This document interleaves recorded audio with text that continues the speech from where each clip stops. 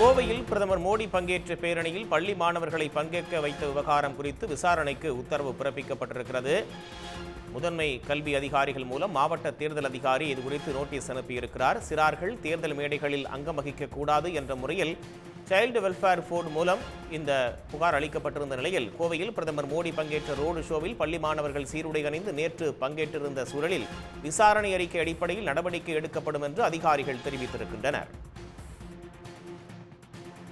கோவையில் பிரதமர் மோடி பங்கேற்ற பேரணியில் பள்ளி மாணவர்களை பங்கேற்க வைத்த விவகாரம் குறித்து விசாரணைக்கு உத்தரவு பிறப்பிக்கப்பட்டிருக்கிறது. விவரங்களை வழங்குவதற்காக இணைகிறார் செய்தியாளர் தென்னிலவன். கூடுதல் தகவல். நிச்சயமாக. அதாவது நேற்றைய தினம் கோவையில பாத்தீங்கன்னா பிரதமர் கலந்து கொண்ட அந்த வாகன பேரணி நிகழ்ச்சியில் பள்ளி குழந்தைகளை பயன்படுத்திய விவகாரம் தற்போது சர்ச்சையை ஏற்படுத்தியிருக்கிறது. குறிப்பாக நேற்றைய தினம் பாத்தீங்கன்னா பிரதமர் மோடி பங்கேற்ற ரோட் நிகழ்ச்சியானது சாய்பாபா காலனியிலிருந்து ஆர்எஸ்புரம் வரை நடைபெற்றது. இதற்கு பாத்தீங்கன்னா சாலைகள்ல இருபுறங்களிலும் பாஜக தொண்டர்கள் மற்றும் பொதுமக்கள் என ஏராளமானோர் குவிந்திருந்தார்கள். இந்த நிலையில பாத்தீங்கன்னா சாய்பாபா காலனி பகுதியில பிரதமரை வரவேற்க பள்ளி சீருடையுடன் கிட்டத்தட்ட 50க்கும் மேற்பட்ட மாணவர்கள் நிறுத்தி வைக்கப்பட்டிருந்தாங்க. அதே போல பாத்தீங்கன்னா அந்த பாஜக பொடி பொருந்திய அந்த துண்டுகளை அணிந்து கலை நிகழ்ச்சியிலும் சிறுவர்கள் ஈடுபடுத்தப்பட்டிருந்தாங்க. இது தொடர்பாக பாத்தீங்கன்னா வீடியோ சமூக வலைதளத்துல வெளியாகி ஒரு பரபரப்பை ஏற்படுத்தியிருந்த சூழல்ல இது குறித்து மாவட்ட முதன்மை கல்வி அலுவலர் மற்றும் தொழில்துறை இணை ஆணையர் விளக்கம் அளிக்க வேண்டும் என மாவட்ட ஆட்சியர் கிராந்திகுமார் பாடி உத்தரவிட்டிருக்கிறாரு. இது தொடர்பாக அவர் தனது எக்ஸ் தளத்திலும் பதிவிட்டிருக்காங்க.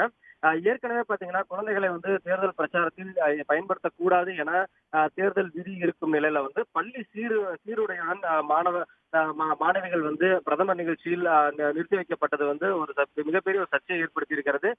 இது குறித்து விசாரணை அறிக்கை வந்த பிறகு உரிய நடவடிக்கை எடுக்கப்படும் என மாவட்ட ஆட்சியரும் தற்போது தேர்தல் நடத்தும் அலுவலராக இருக்கக்கூடிய கிராந்திகுமார் பாடி தெரிவிச்சிருக்காங்க.